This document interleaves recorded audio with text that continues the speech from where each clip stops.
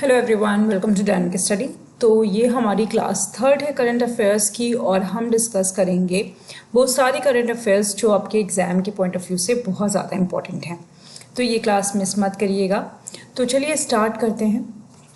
तो सबसे पहले हमारा जो पहला टॉपिक है आज का वो है UNDRR global assessment report, that is GAR 2022। तो ये जो आपकी रिपोर्ट है ये बेसिकली इस चीज़ पे फोकस्ड है कि कितने रिस्क होते हैं, कितने तरीके के डिज़ास्टर रिस्क हो रहे हैं वर्ल्ड में। ठीक है, इसी को लेकर ये रिपोर्ट बनाई जाती है। इसका फुल फॉर्म मैं आपको अच्छे से बता देती हूँ। ये United Nations office for disaster risk reduction, that is UNDRR global assessment report. तो इसमें ये बताया गया है कि 2030 तक हमारे प्लैनेट पे ऑलमोस्ट 560 डिज़ास्टर्स एनुअली होंगे। मतलब जैसे कि हम सुनते हैं कि फॉरेस्ट फायर हो गया, ठीक है, किसी कोई बड़े फॉरेस्ट में फायर हो गया और या फिर किसी तरीके का ऑयल स्पिल हो गया या फिर किसी तरीके का भी डिज़ास्टर जो कि नेचर से रिलेटेड है। तो इस तरीके के जो डिज़ास्टर्स होते हैं उनकी वजह से क्या होता है कि हमारा बहुत सारे ऐसी चीज़ें होती हैं, जैसे आप मैनकाइंड को तो छोड़ ही दीजिए, उसके साथ साथ जो हमारे रिसोर्सेज हैं, ठीक है, जो हमारे नेचुरल रिसोर्सेज है जिसमें आपके वाइल्ड लाइफ भी आता है और आपका अदर रिसोर्सेज फॉरेस्ट वगैरह हो गया, ये सारी चीज़ें और वाटर बॉडीज़ हो गई, ये सारी चीज़ें भी बहुत ज़्यादा प्रॉब्लम में चली जाती हैं। बहुत ज़्यादा उनका बहुत ज़्यादा आप कह सकते हैं कि उनका बहुत ज़्यादा रिडक्शन होता है। तो इसकी वजह से ये बहुत ज़्यादा ज़रूरी है कि हमें पता हो कि हम किस तरीके से इन रिस्क को मैनेज कर सकते हैं। तो इस पूरी रिपोर्ट में ये बताया गया कि जो डेवलपिंग कंट्रीज़ है या जहाँ पे पॉवर्टी ज़्यादा है वहाँ पे ये रिस्क होने के ज़्यादा चांसेस हैं। ठीक है, इन्होंने ये चीज़ बोला और इन्होंने ये भी बोला कि हमें एक ग्लोबल प्लेटफॉर्म बनाना पड़ेगा जिसके वजह से ये जो रिस्क हों वो रिड्यूस हों। ठीक है, ये सारी चीज़ें इसमें बताई गई हैं। तो ये पूरी रिपोर्ट मैंने डिटेल में डाल दिया, आप चाहें तो इसको पढ़ सकते हैं नोट्स में। आगे पढ़ते हैं। नेक्स्ट है हमारा डिजिटल इंडिया RISC DIRV प्रोग्राम। तो ये क्या है आपका? ये जो आपका प्रोग्राम है ये बेसिकली एक तरीके का डिजिटल इंडिया से रिलेटेड है ये। ठीक है, पहले तो ये समझ लेते हैं। और इसमें ये बताया गया है कि माइक्रो प्रोसेसर जो होंगे वो इंडिया में क्रिएट किए जाएंगे।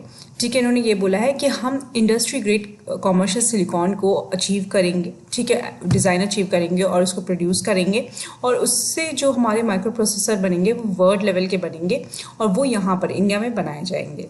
बस इतना ही है इसमें। ठीक है, और ये जो होगा आपका, इसमें स्टार्टअप्स जो होंगे वो इंक्लूडेड होंगे, इसमें बहुत सारे एकेडमिक्स जो होंगे वो होंगे, ये सारे लोग इसमें इंक्लूडेड होंगे। ठीक है, वो सब इसमें कंट्रीब्यूट करेंगे। नेक्स्ट हम बात करने वाले हैं ख्वार हाइड्रो इलेक्ट्रिक प्रोजेक्ट के बारे में। ये आपका जम्मू एंड कश्मीर में है, चेनाब रिवर के ऊपर है ये। और ये जो इस पर एक हाइड्रो इलेक्ट्रिक प्रोजेक्ट पास किया गया है, एक डैम बनाया जाएगा उसमें और वहाँ पर ये प्रोजेक्ट पूरा होगा। ठीक है, ये जम्मू एंड कश्मीर में है, चेनाब रिवर के ऊपर है, ये आपको पता होना चाहिए। इस तरीके के क्वेश्चंस आते रहे हैं। तो ये एक हाइड्रो इलेक्ट्रिक प्रोजेक्ट है। ठीक है, और ये आपका ऑलमोस्ट इसमें 624 मेगावाट जो है वो आपके हाइड्रो इलेक्ट्रिसिटी प्रोड्यूस की जाएगी। ओके, इसके बारे में डिटेल मैंने डाल दिया है नोट्स पे, आप वहाँ से पढ़ सकते हैं। बस इतना आपको पता होना चाहिए कि ये किस रिवर के ऊपर है, कहाँ पे बनाया जा रहा है। इस तरीके के क्वेश्चन बहुत ज़्यादा यहाँ पे आते हैं।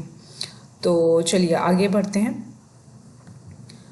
नेक्स्ट है हमारा India Maldives renewable energy transfer project. तो इंडिया और मालदीव ने आपस में एक तरीके का एग्रीमेंट किया है जिसमें वो रिन्यूएबल एनर्जी पे काम करेंगे। तो आपसे ये क्वेश्चन पूछा जा सकता है कि कौन सी कंट्री है जिसने अभी इंडिया के साथ ये बात करिए या एग्रीमेंट किया है कि वो दोनों कंट्रीब्यूट करेंगे रिन्यूएबल एनर्जी के फील्ड में। तो इसमें आपका राइट आंसर होगा मालदीव्स। ओके, चलिए आगे बढ़ते हैं। तो अगेन इसके बारे में सारी डिटेल्स मैंने इंक्लूड की हुई है, बट जितना मैं यहाँ पे आपको बता रही हूँ उतना ही क्वेश्चन बन सकता है इससे। प्लस अगर आप डिटेल में पढ़ना चाहेंगे तो आपके लिए बेनिफिशियल होगा। मान लीजिए कहीं कोई और क्वेश्चन उन्होंने पूछ लिया तो आप उसको भी कवर कर सकते हैं। ठीक है, ये आपके टाइम के ऊपर डिपेंड करता है कि आपके पास कितना टाइम है, आप कितना और टाइम अपनी प्रिपरेशन को दे सकते हैं depending on the current affairs. चलिए आगे बढ़ते हैं। तो नेक्स्ट हम बात करने वाले हैं पाली के बारे में। ये इंडिया की पहली कार्बन न्यूट्रल पंचायत बनी है, ये भी जम्मू एंड कश्मीर में है। तो यहाँ पर ये इन्होंने पूरी तरीके से कार्बन न्यूट्रल पंचायत इनका है, जो एरिया है वहाँ पर ऑलमोस्ट 500 केवी ये किलोवाट का सोलर प्लांट जो है उसका इनॉग्रेशन किया है पीएम मोदी ने, ठीक है। और ये इस तरीके से बिल्कुल भी वहाँ पे कार्बन का उत्सर्जन नहीं होगा और पूरी तरीके से कार्बन न्यूट्रल पंचायत ये बन गई है, ठीक है। अब आगे बढ़ते हैं। नेक्स्ट हम बात करने वाले हैं Indian Brazil alliance for bio energy and biofuels. तो इंडिया ने ब्राज़ील के साथ अलायंस किया है जिसमें वो काम करेगा बायो एनर्जी एंड बायोफ्यूल्स पे। बायो एनर्जी एंड बायोफ्यूल्स आपको समझ में आ ही गया होगा। बायोफ्यूल्स हमारे एथेनॉल से रिलेटेड है और ये ट्रांसपोर्टेशन के लिए बहुत ज़्यादा बेनिफिशियल है और इंडिया इस फील्ड में बहुत ज़्यादा काम कर रहा है। सस्टेनेबल डेवलपमेंट गोल्स में भी हमारे आता है। तो ये हमें पता होना चाहिए कि इंडिया ने किसके साथ अलायंस किया है। तो इंडिया ने ब्राज़ील के साथ अलायंस किया है और यहाँ पर एक वर्चुअल सेंटर बनाया जाएगा जो कि एथेनॉल के फील्ड में काम करेगा, ठीक है। आगे बढ़ते हैं। ओके, नेक्स्ट हमारा जो पॉइंट है वो है हमारा Tripura NIXI world class data centre का। देखिए, जब हम ICT की बात करते हैं तो डेटा सेंटर के क्वेश्चंस पूछे जाते हैं। इंडिया में बहुत लेवल पे डेटा सेंटर्स बनाए जा रहे हैं इस वक्त और त्रिपुरा में भी एक स्टार्ट हुआ है। ये बात की गई है कि त्रिपुरा में भी डेटा सेंटर बनाया जाएगा और ये इंटरनेशनल स्टैंडर्ड का होगा, ठीक है। और ये आपका national internet exchange of India और त्रिपुरा गवर्नमेंट का आपस का प्रोजेक्ट है, ठीक है, जॉइंट वेंचर है ये। और इसका जो लोकेशन होगा डेटा सेंटर का हेडक्वार्टर जो होगा वो त्रिपुरा के IT भवन में होगा। तो ये इतना इम्पोर्टेंट था, इसका इतना इम्पोर्टेंट पॉइंट्स थे इसमें। आगे बढ़ते हैं। ओके, नेक्स्ट है हमारा Jorhat green hydrogen pilot plant, ठीक है।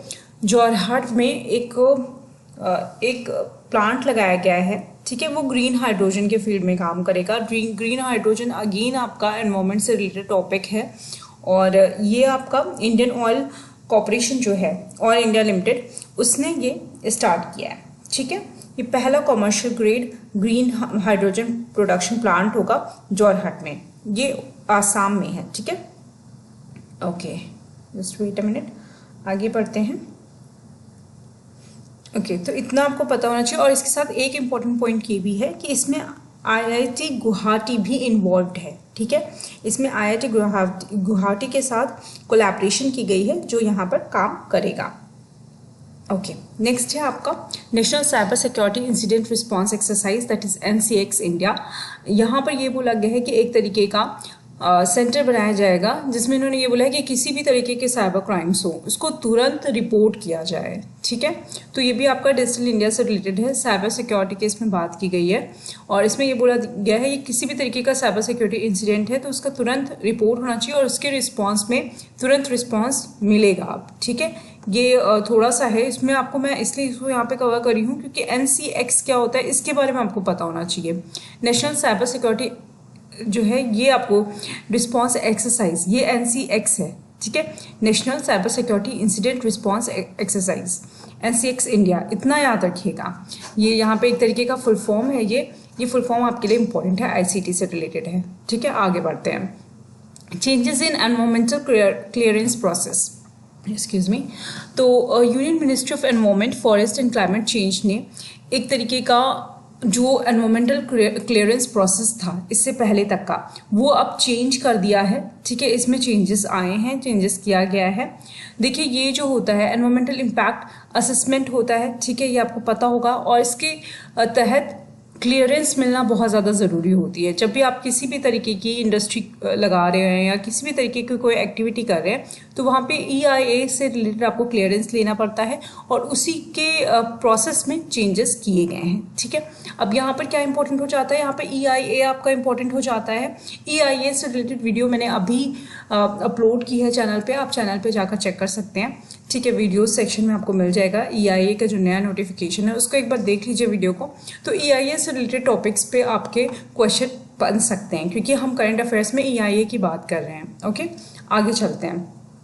नेक्स्ट टॉपिक है हमारा ब्लैक सी बायोस्फीयर रिजर्व। इसके बारे में हम क्यों बात कर रहे हैं, ब्लैक सी का एक बायोस्फीयर रिजर्व है बहुत बड़ा सा, जो कि यूक्रेन एंड रशिया के पास पड़ता है, और ये वॉर में पूरी तरीके से डिस्ट्रॉय हो गया है, मतलब काफ़ी ज़्यादा डिस्ट्रॉय हुआ है, बहुत ज़्यादा इस पर इम्पैक्ट पड़ा है, और इसी वजह से हम ब्लैक सी बायोस्फीयर रिजर्व के बारे में बात कर रहे हैं।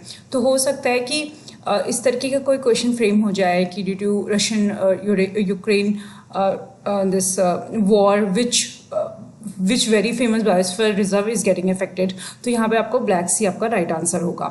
आगे बढ़ते हैं। नेक्स्ट हमारा जो टॉपिक है वो है tree city of the world. Tree city of the world tag मिला है, ठीक है, ये दिया है United Nation Food and Agriculture Organisation ने, दैट इज UNFAO, और ये मिला है हैदराबाद एंड मुंबई को जॉइंटली, ठीक है। ये 2021 के tree city of the world बनाए गए हैं। ट्री सिटी ऑफ वर्ल्ड क्या होता है, ये होता है कि वहाँ पर बहुत ज़्यादा ग्रीनरी है, बहुत हेल्दी एंड हैप्पी सिटीज़ हैं ये, ठीक है, और यहाँ पे काफ़ी सारी ट्रीज़ हैं, तो इसके लिए इनको ट्री सिटी का रिकॉग्निशन दिया जाता है।